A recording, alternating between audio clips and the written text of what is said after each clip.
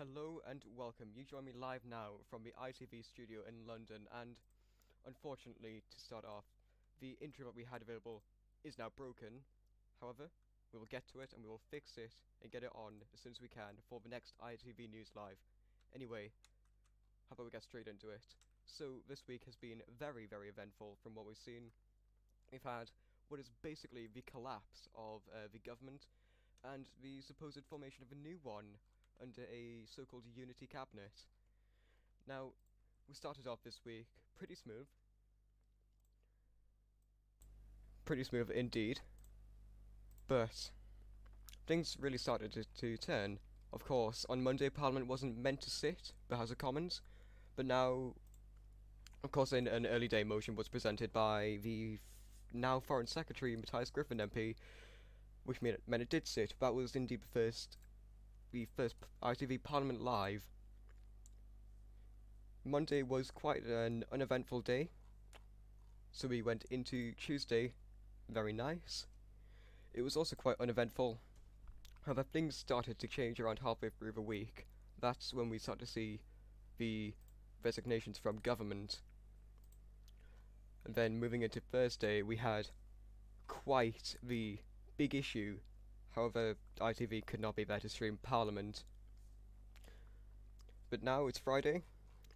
We have a new Prime Minister who has already seen his fair issue, or scandal more rather, in regards to advising His Majesty the King to abdicate, which, whether you support that opinion or not, it's surely a controversial one nonetheless.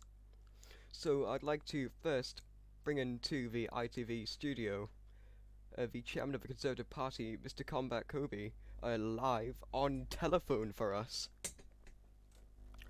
Mr. Kobe, hello. Hello, hello. How are you today? Yeah, very good. Yourself? I'm very good, thank you very much. So let's get right into it. How do you feel about what's been going on then, this last week? It's very interesting. Tonight has just been, the new Unity Cabinet has been announced.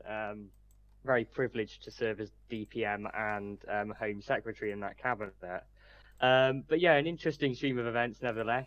I think the Conservative Party saw the downfall of the Whigs happen really as soon as they got into government. I mean, I think they ran through 3 defence secretaries sort of straight away. But yeah, it's interesting, and I think the current interim Prime Minister has had his big scandal this week as well, asking the King to abdicate the throne. Very controversial. Yeah, it's been an interesting week to say the least. Yeah, it absolutely has. What do you think about the Whig Party being deregistered very, very soon? And how do you think it'll impact the Uh, polls? I think we'll see a lot of the Whigs go to the Labour Party, that is, just because purely I think the Whigs are socialists at heart, and Labour are very much socialist as well.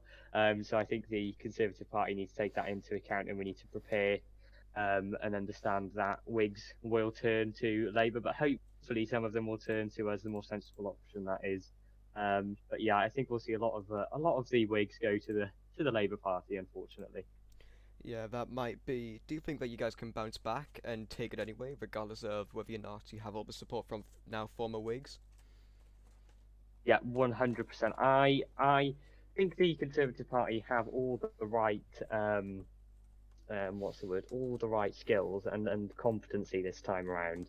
The cabinet is full of competent people with good and strong plans for the country, rather than the Labour Party, who sit behind this wall of socialism. I mean, last term they had like 4 MPs, and only one of them ever turned up to a session, and that wasn't even their leader at the time. So the idea that they're going to make this dramatic comeback and sort of solve all the country's problems. The Conservative government's been around for 4 months. We've served for a long time. We know what we're doing. When Labour doesn't. Yeah, if you don't mind, I would like to have a look at the poll that ITV released Yeah. just the other day, which is now closed, or it should be anyway. So what we had was a very nice turnout of 102 total votes. Now, I can't check any of these, so I don't know if people have used different IPs or whatnot to get around it. But let's just assume for this that they haven't. 102 different people have voted.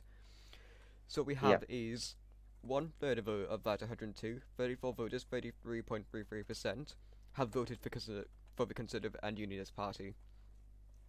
Yeah. Then we have the Labour Party coming just behind, falling shy of 2 votes, 32.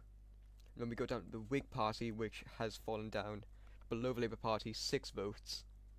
To which then we go to the 2 smallest parties predicted in said poll, the Liberal Democrats and Social Democratic Union. Now, the Liberal Democrats haven't been a very major player in politics in ZUK, or at least not from what I've seen. So, it is interesting to see what results they'll get and if it will mean them really bringing themselves onto the political scene in this group. But perhaps. I Yeah, go on. Sorry, carry on. Sorry, apologies. Oh, no worries. I think it'll be really interesting to see the next poll or the general election, more rather, especially without the Whig Party, because it really could go any way.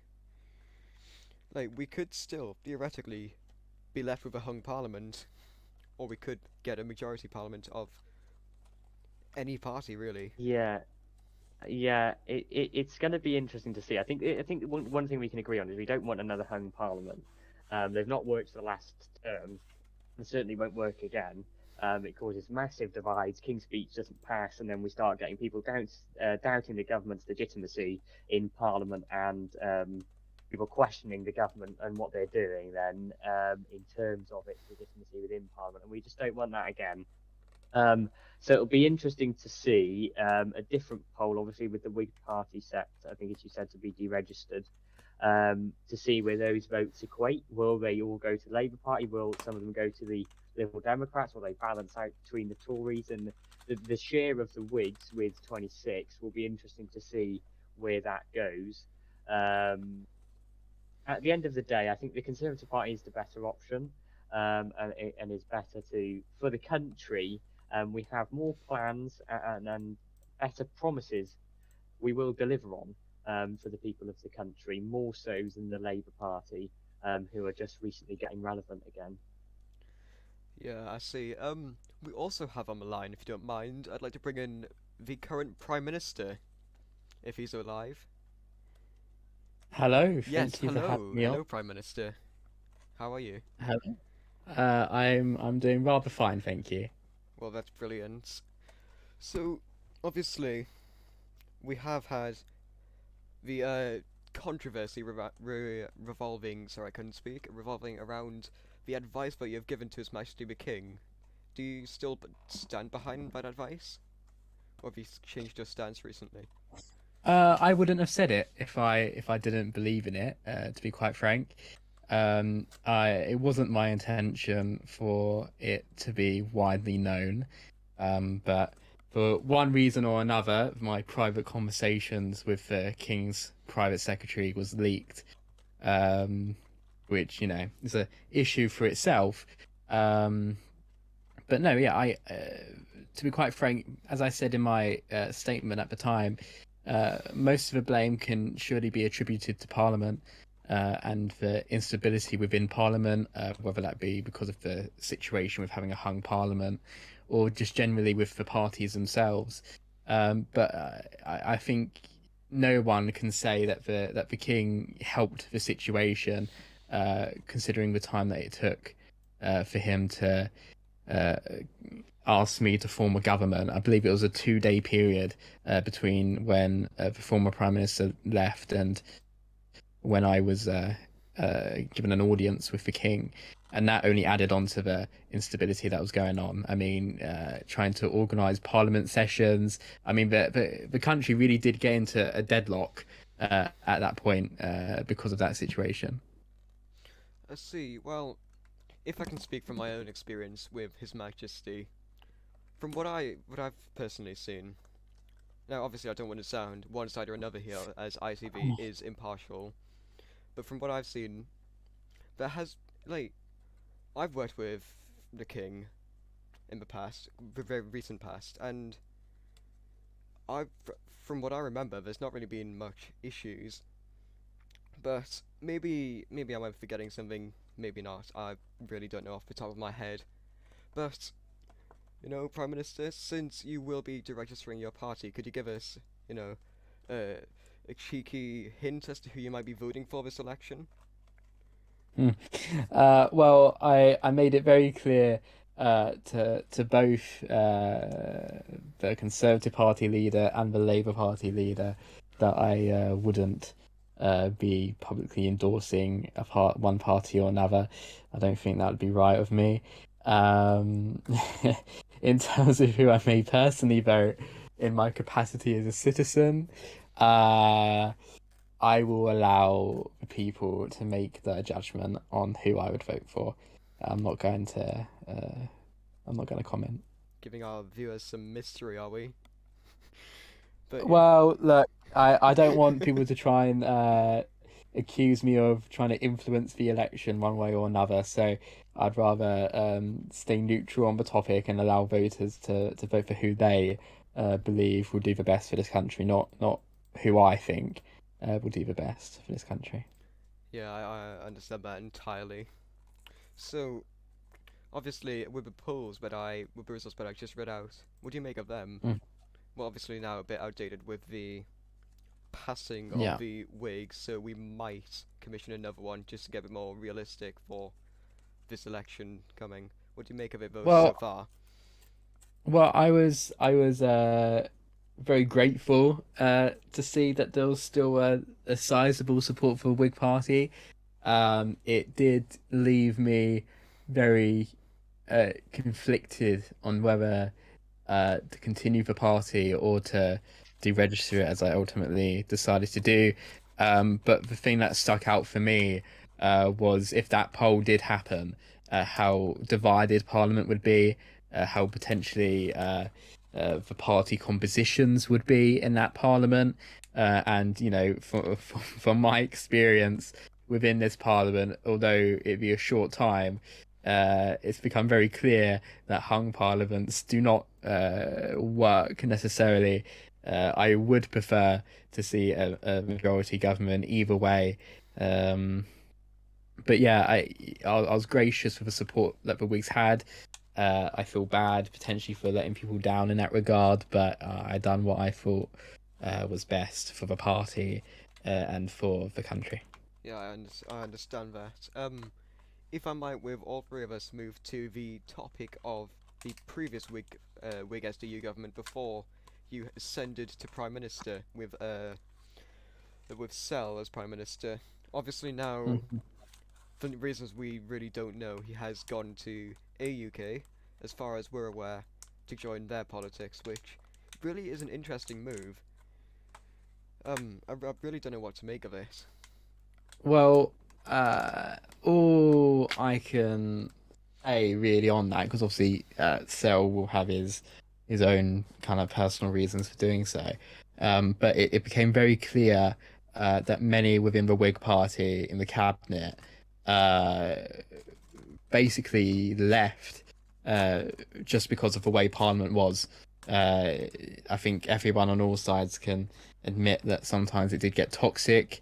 You had people throwing accusations at others, and I guess for those people, it wasn't worth staying around, and that's ultimately why the government collapsed because for one term or another they were basically near enough bullied out, and that caused them to leave. Then it caused Selwyn to leave because obviously he had half his cabinet resign, and then led to the downfall for government and into the situation that we are in today. But this speaks more generally about the way Parliament conducts itself. I mean, it's not just other parties doing it to the Whigs. I mean, there's been Whig MPs who have done it to other parties. It's every party, and it's an issue that needs to definitely be looked at and addressed. And I've tried to do my part whenever I've spoken from the House of Commons to try and be civil and debate in a proper way. And I hope whoever leads the next government will also try to lead from example. Yeah, I see. So, Kobe, what do you make of it with Cell going to AUK? Yeah, I think he was wrong to mislead the public in the way he did. In all honesty, I think he said he was quitting Roblox and taking a step back, and then all of a sudden we see him in a different UK. And he's got his own agenda. He's got his own reasons for doing that. I think the Prime Minister is right in the way Parliament conducts itself. Last term it wasn't the best Parliament. I mean, the chair was arguably the chair was unstable. We saw I can't remember his name, the first speaker there. He did an okay job, I thought. And then we had Jake J. Truss come in, and he did one session, and after that he took an away. And so we had clerks sort of jeering. So it wasn't a very stable parliament, especially as it was a hung one. So what I think we need to do this term is get a bit more order back into the House. Whether or not it's a hung parliament, we need a bit of order back there. With it being brought back down. But I don't think the government will bully it out. The government should be able to handle criticism and opposition from the opposition parties. I just think they wanted to change UK. So I think it was a simple decision, and I think when majority of a cabinet want to do that, they can quite simply do that if they have the means to, and that's what the former Whig government did, and obviously saw the Prime Minister resign and move on. Well, if I may interject, Hayden. Yeah, go ahead. In terms of my reasoning for saying that they were potentially bullied out, it weren't because of the opposition giving any fair criticisms to the government at the time. I mean, I've sat through many sessions by myself with loads of opposition MPs saying all kinds of things about the government. That I don't think that was the issue. The issue was there was many accusations, awful accusations that were being floated about at people, which obviously weren't true, and people were just saying them, quite frankly, to just be nasty. And that from my conversations with those who did leave, that was ultimately the thing that just made them disinterested in Parliament and therefore left and caused it. But don't get me wrong, I also think Sell could have handled it in a better way. I mean, just leaving as Prime Minister with no warning, or leaving no clear successor, or anything really. I mean, the position I was in after the Prime Minister left and the Deputy Prime Minister left was basically scrambling to try and find any plausible way to try and get government somewhat back in order. And thankfully we've been able to do so thus far. But yeah, people will say different things. My personal take is that things went too far in terms of the conversations and the accusations that people made in Parliament, and that's what drove certain people to leave. Yeah. If I may, with just two things really quick. Number one, I will say to our viewers that if you have any questions for either of our guests or both of them, perhaps, do leave it in the chat, and I will read it out when I see it. And another thing, I have been asked by a viewer of ours at ITV to say hello. So, hello, Mr. Albert P. Grantham. Anyway, yeah. Continuing on. So, obviously, this week has been very chaotic, to say, at the very least. Very, very chaotic for a lot of people, especially in Parliament itself. Mm-hmm. And of course, Mr. Grantham DMs me with his joy to being mentioned. Anyway, we've seen a lot, I must say, a lot of resignations, especially considering when, just under a week ago, the government was running quite normally. For example, the Foreign Secretary, when I believe this was on the 19th, had visited the White House. All was fine, supposedly. So it is really an interesting... Sorry, I just lost my train of thought there for some reason. It is an interesting series of events to see. Well, it was all very sudden. There was no... It wasn't as if there was any kind of warning that this was going to happen. Obviously, you had the previous government under Selwyn, the Home Secretary resign in the House, leave the House and resign, and that was kind of sparked a chain reaction of kind of immediate resignations. There was no indication that the government was in any up until that point. I actually thought the government was running quite decently. There was a couple of scandals with some of the appointments and with people being silly, but generally you'll find that in most governments, to be honest, some people do decide to be silly. But other than that, I think government kind of worked effectively, and we were actively speaking about the future. And indeed, the day, if the government lasted a day longer, I would have been the chancellor under Selwyn's government. But I guess some things are not meant to be. Well, if I'll just add on, look, government was working in order perfectly fine 1 minute, and then the next it collapsed with a heap of ministers resigning, thing which we saw in real life comparable with that to Boris Johnson's term. It was an interesting week of events because the government was functioning like the Prime Minister just said then. People were active in the government channel, government ministers were doing their jobs. And from, I'm sure what he would agree, was a bit of inactivity from the Tory government before it. It was a change. And then that all stopped with the start of the resignation from the Home Secretary, I believe it was. Yeah. And then the Defence Secretary, and they ran through, I think it was 3 Defence Secretaries, former Defence Secretary even crossing to the Tories. So I do think it was an interesting sort of 2 days of events, but I think it was sort of foreseen by many, and it's just further backed what I thought as a Conservative, which was that the Whigs wouldn't last long in government. Yeah, it truly has been an interesting term all the way through. Like, as you said, it was a bit of a 1 minute. It was working perfectly fine. The next minute, well, God knows really. But from a perspective of this is Roblox, it has been something quite not necessarily enjoyable, but along those lines. Like, Well, yeah, it's I'm glad it was an enjoyable for someone. I was not enjoying. well, I was not enjoying the, I will the say time. it's been a great week for the media. Well, yeah, I can imagine.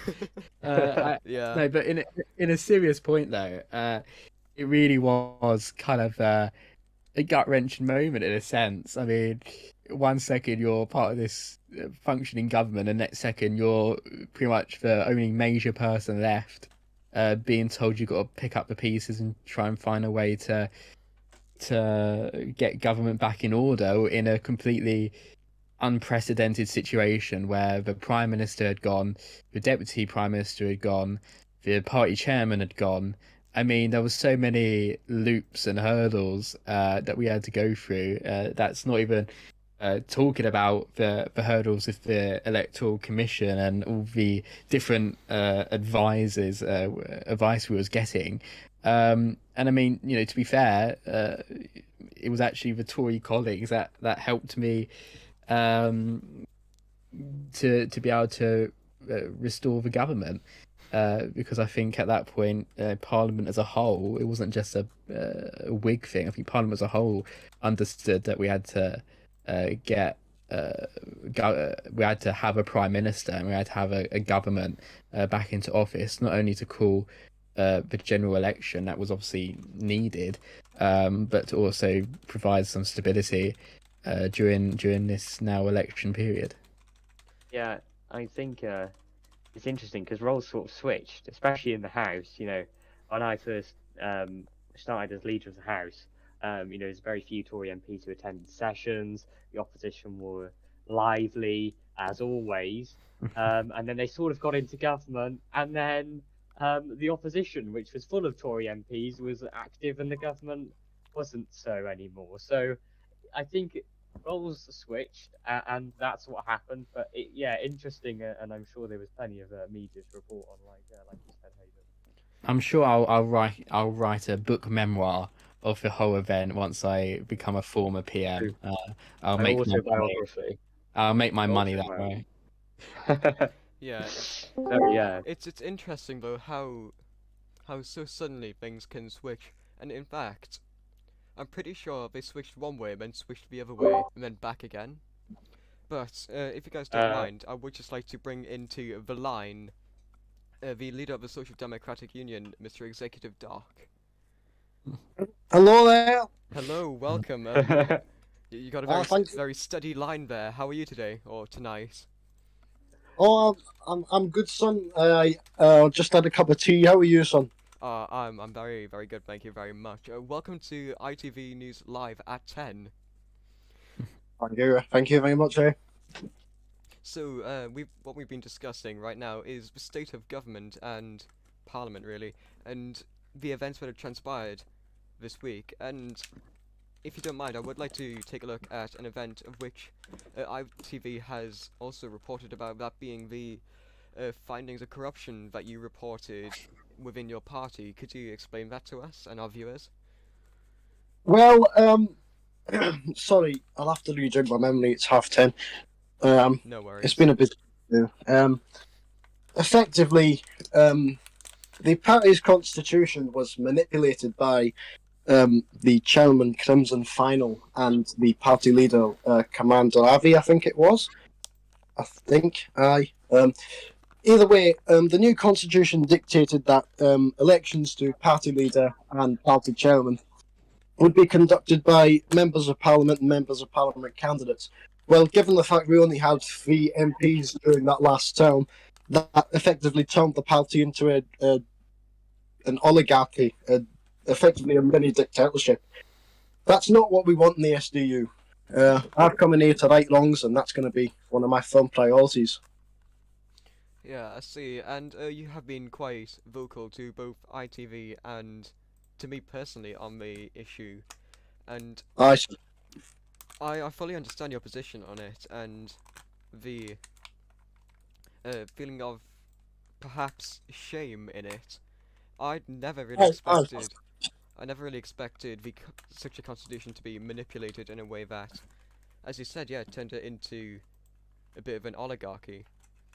Son. Well, I'm afraid with that one, I do have to take a degree of responsibility. I didn't really forward think the constitution. I only thought about it for 5 minutes and drafted what I thought was necessary. There was no checks or balances within our constitution.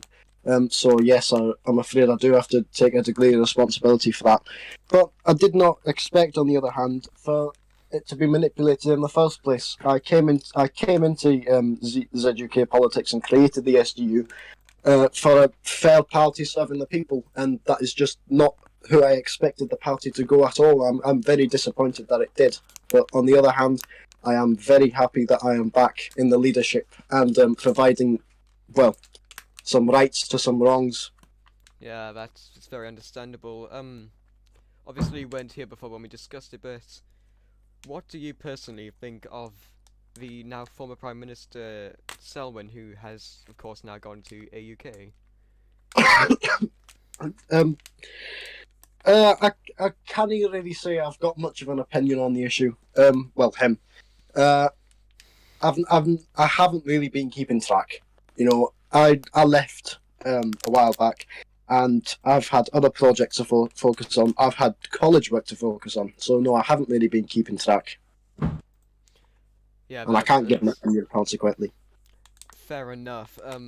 Unfortunately, real life does come over Lego life, just sometimes though, of course. Yeah, absolutely. College is a pain in my ass. Go and ask him yourself. Send off an email to my principal. Go and ask him, is your college being a pain in Executive Doc's ass? And he'll reply, yes, firmly. Ofcom, please have mercy on us. Anyway, Ofcom, please don't send us off the air. Anyway, yeah, so unfortunately, sometimes you can't focus your everything on your Lego life, and it is very upsetting, of course, when that happens. Aye, absolutely, son. I will be completely honest. I've got several outstanding assignments right now, and I'm sat on ITV News explaining what I'm going to do for the future of my party. So I suppose I'm taking a big risk, but do you know what? I will admit, I've had a bloody long week. It's been an absolute pain in the ass. I've had timetable changes.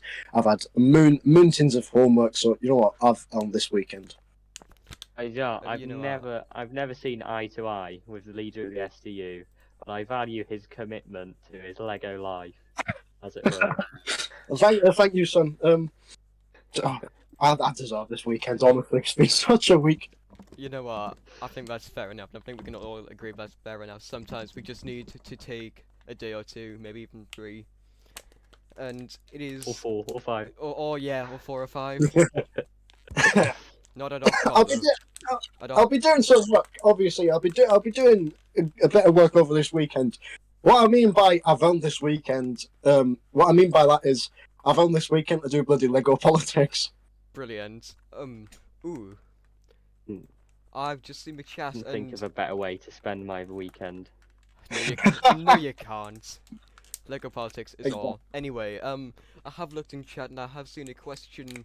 I quote: "Ask the Prime Minister what he wants to do in office." Prime Minister.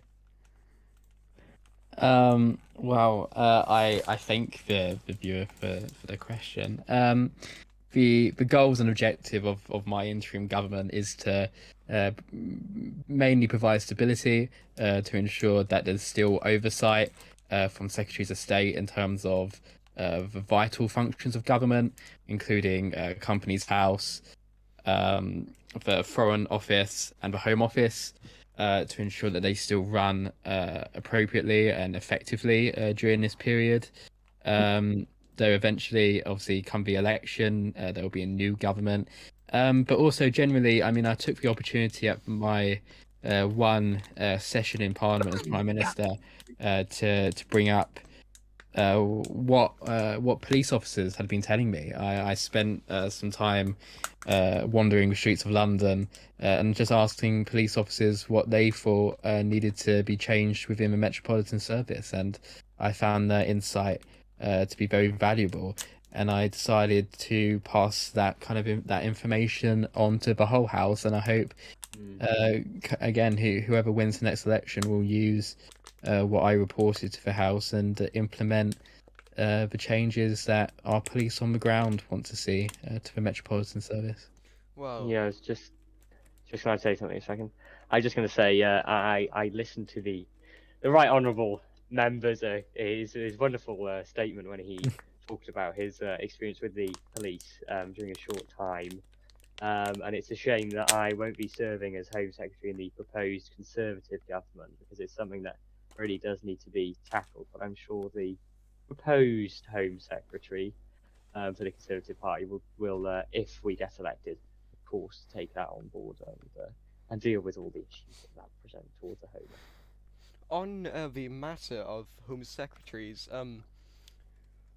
with the former Whig government, of course, we had Oliver as Home Secretary, who has been known to have a few scandals revolving around him, especially one in regards to using certain words of which we wouldn't consider to be good in the modern era. So, just first, Prime Minister, what's now that he's out of government? Obviously, you can say whatever you want about him. What do you make of the now former Home Secretary? Well, I have to say, outside of the rounds of Parliament, I do get on with Oliver, and at the end of the day, I did think he was actually a dedicated cabinet minister. I mean, he did actually put work into it behind the scenes, although obviously the only public thing that people saw was that press conference, which was obviously bad taste and not something I would have done. Well, at least not the questions that were asked within it. Though actually, generally, I do actually support the fact that he done a Q&A. But yeah, that you have some people who may take it seriously to begin with, but then, you know, if to be fair to Oliver, he was one of the prime people that received a bunch of abuse thrown at him in the comments, and not to say he gave any back, that he was kind of the prime person, at least from the Tories to Whigs side, who received the abuse. And so I can understand why maybe he, in the end, decided it would be more fun to troll than to take things seriously. But I think in a different world, he would have been a very effective minister. But more generally, I think the problem with Selwyn's government was that he did surround himself with the wrong people. I think if Selwyn was able to make the cabinet changes that he wanted to before the government collapsed, we probably wouldn't have seen the government collapse, to be honest.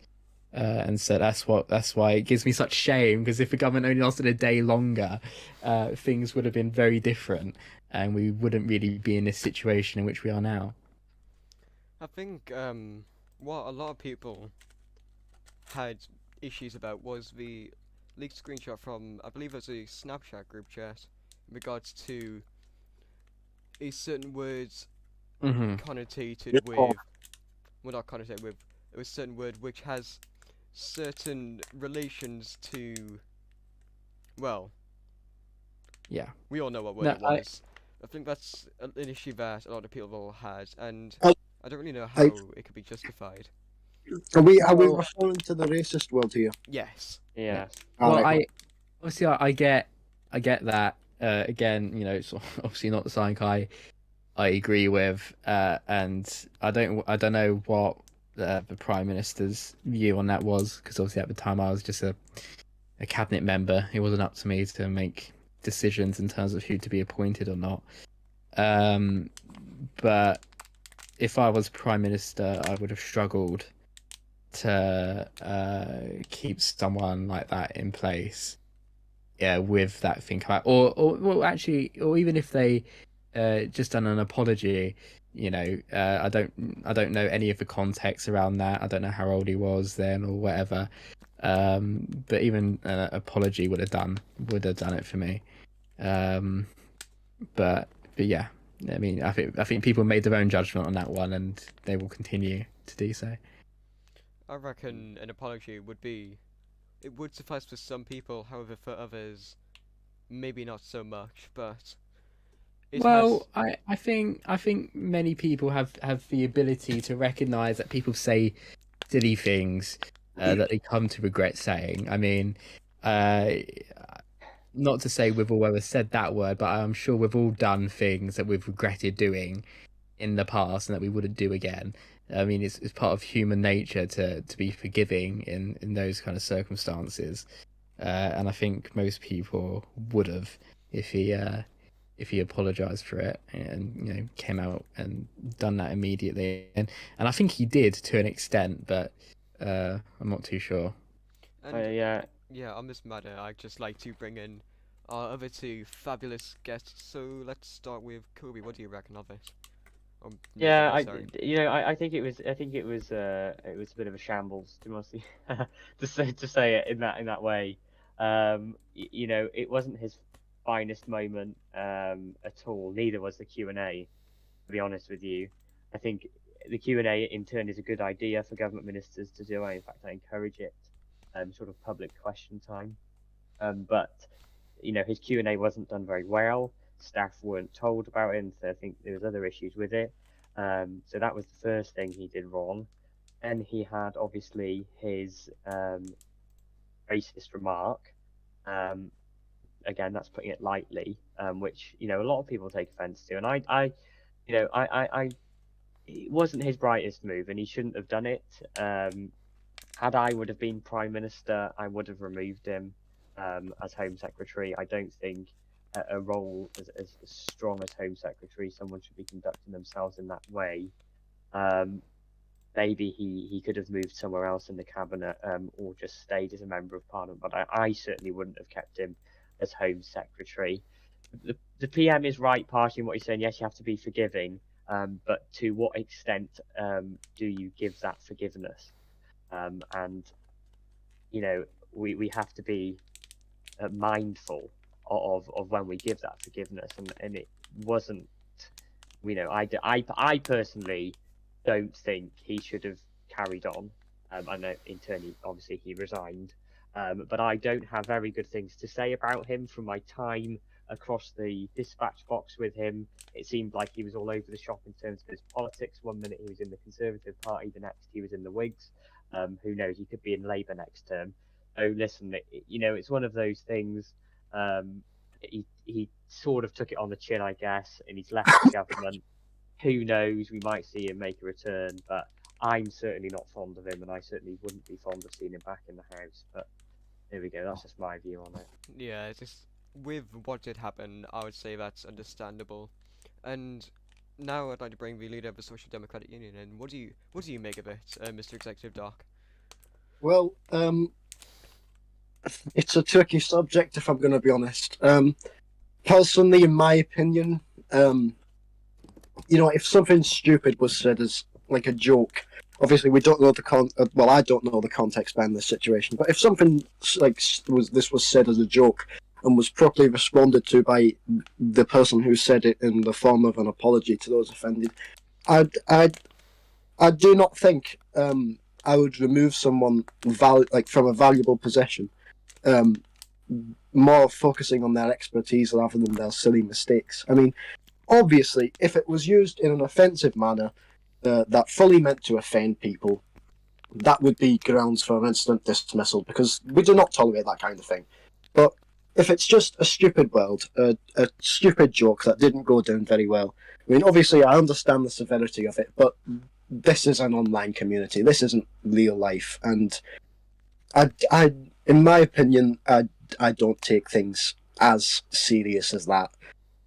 I obviously it is a difficult situation, but as I've said, if it was something stupid like a joke that didn't go down very well and was properly responded to people offended and given due the word's not apology, it's compensation's a synonym of it. I could not remove someone from a valuable position due to that silly joke.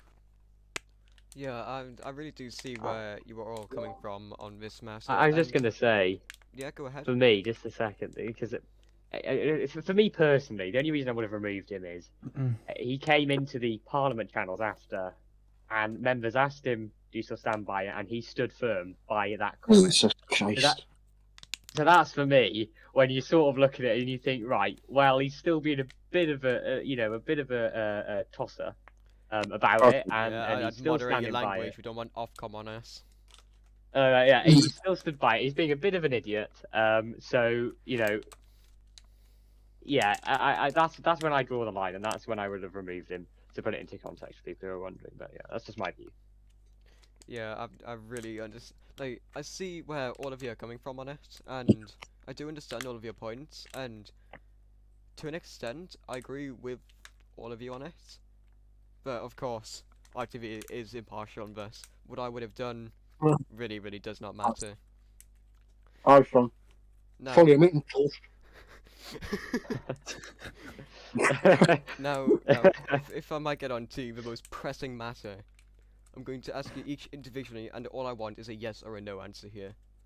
Okay. So let's start with let's start with Prime Minister. Do you support ITV for Election Night Live? Yes or no? Come on.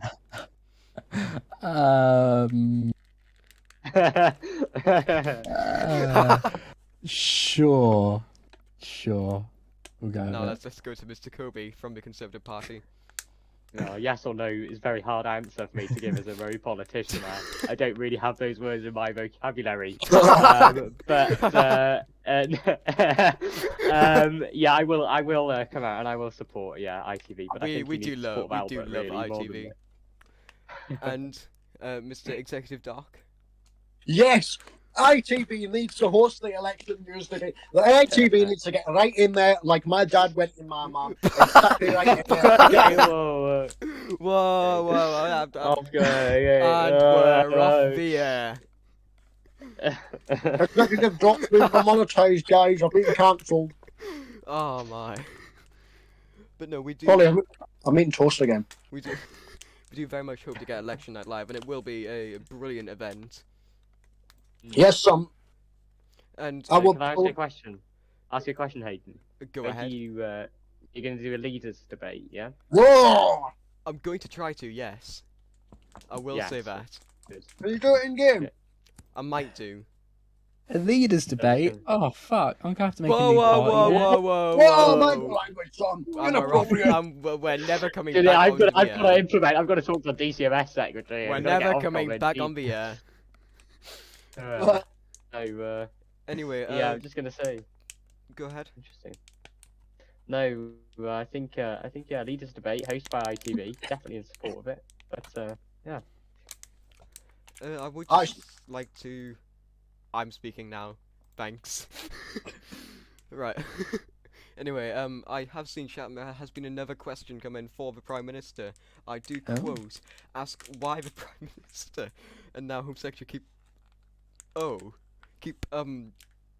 flirting with each other in Do you Parliament wanna read the during the question? term." What's the Pro- question? Would you like me to read it again? Yeah. I quote: "Ask why the Prime Minister and now Home Secretary kept flirting with each other in Parliament during the term." Would either of you like to answer that? Yeah, I'll answer this one. Listen, me and the Prime Minister foster a very professional relationship over the dispatch. And that's all. So I don't know where members have made that assumption from. That- But it's very a professional relationship and nothing more. Me and the now deputy prime minister of my government always got on in the chamber ever since our first session that we're both in, and I'd like to think we've both been the pinnacle of how parliamentarians should be. In We there. shouldn't allow party lines Like it now. to destroy friendships, and Friendships in a prison or something better. and I like to think that me and the deputy prime minister are leading the example in the way that parliament should be conducted. Can I comment on this matter? Go ahead. Ofcom regulated, by the way. I will remember this. But Pilot, we are meeting in the SDU headquarters tonight at 12, aren't you? You are bringing the champagne, eh?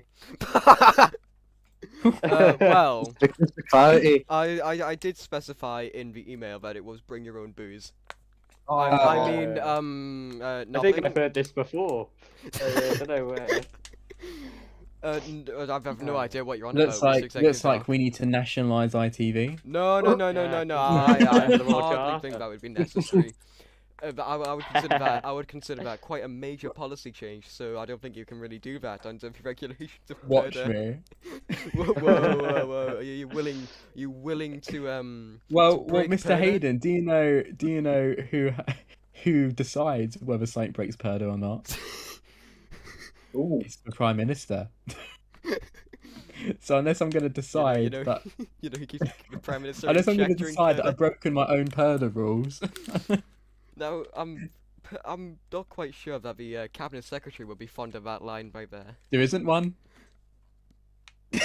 Oh. Are you suggesting that Liv is just gone? As far as I'm aware, there's no cabinet secretary. There, unless I'm missing something, which I really don't think I am. I normally am not. There is indeed a cabinet secretary, that being Liv. Oh, well, it's good to see someone still left in government. I mean, it's technically not government, is it? Really? Well, Anyway. this You is going to are. become. This is going to end up as a debate over is the civil service part of He's HM a government. Civil servant. Civil servant, not Well, oh no, sorry. So I was getting mixed up with Hayden's government, where all of his civil servants had number 10 roles. Oh. Okay. If I may. TV Lip pass, lip pass. if I may, that matter on this program will not be brought up. And if Evening Standard, here we go. if it the evening as a subsidiary of ITV, the Evening Standard Pants- will pants not. cut, I'm pants cut. sorry. I'm sorry. It'd be very bad for me as a prime minister to talk about the the scandals of a former prime minister. That'd be Oh bad. my Oh, no, don't touch that! Don't touch that! Oh, oh man! Anyway. Oh god! No,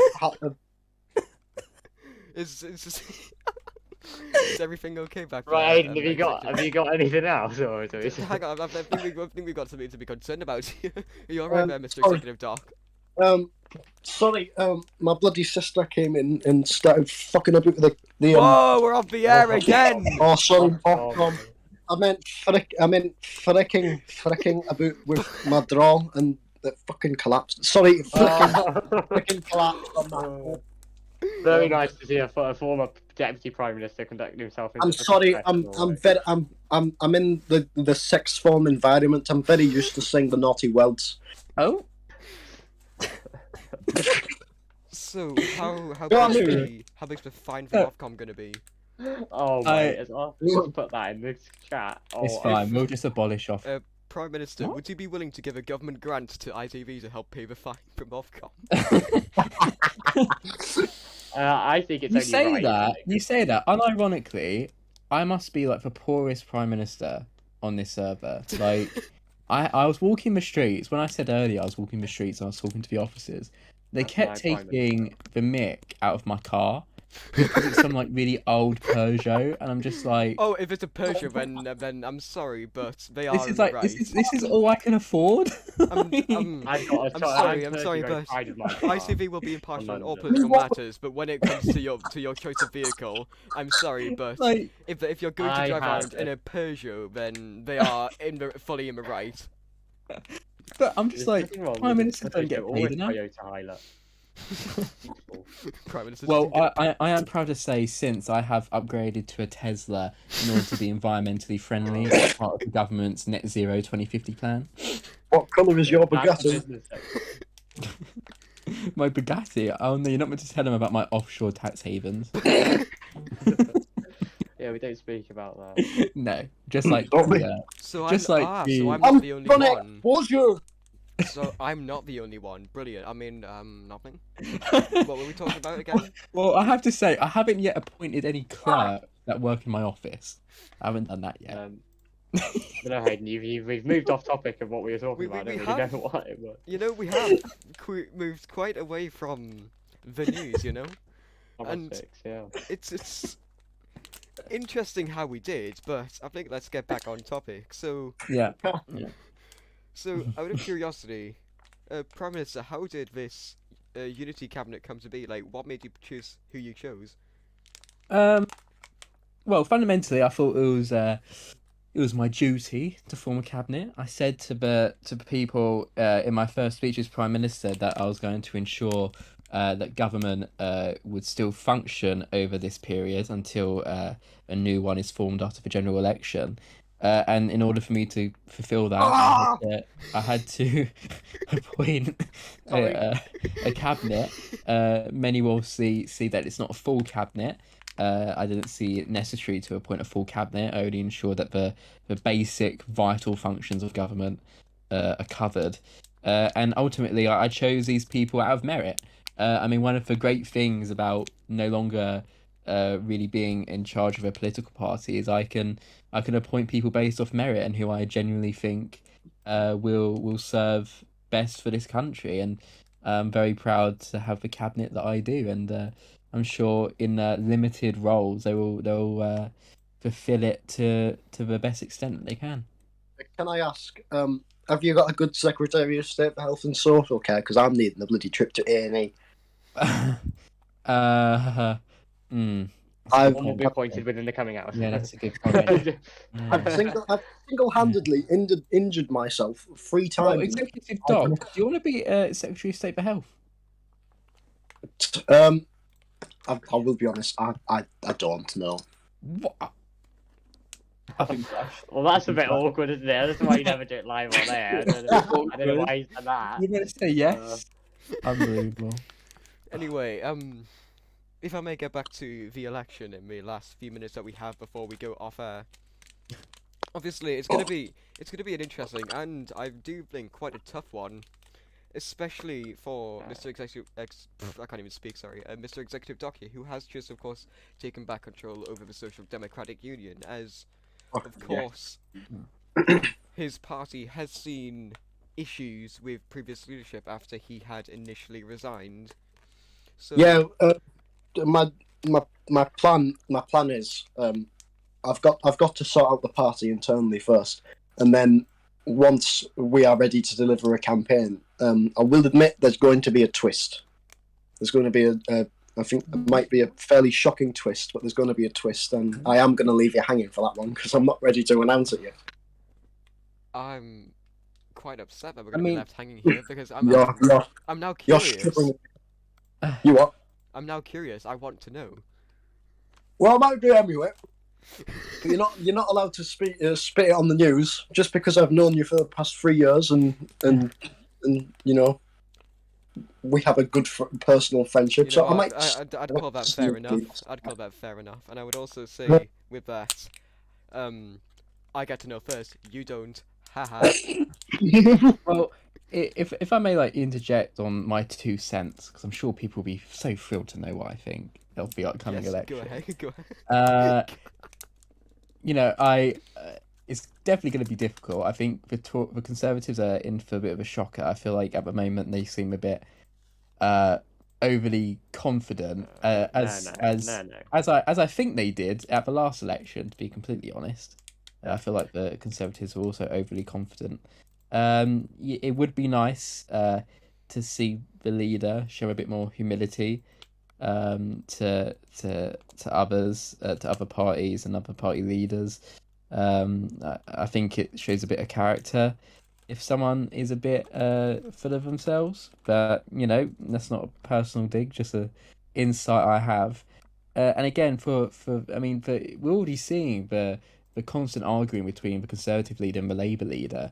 And if this does result in a hung parliament, there's clearly no way they will be able to function. If we're already seeing the two major parties already at each other's throats.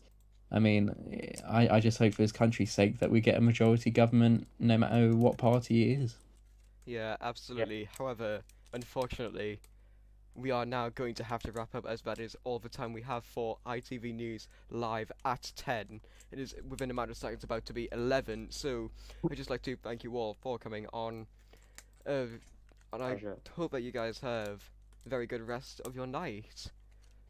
Thank you. So good night all, and thank you all of you live on YouTube for watching the ITV News live at 10 with myself, of course, the Prime Minister, the Chairman of the Conservative Party, and the Leader of the Social Democratic Union. So thank you very much, and good night.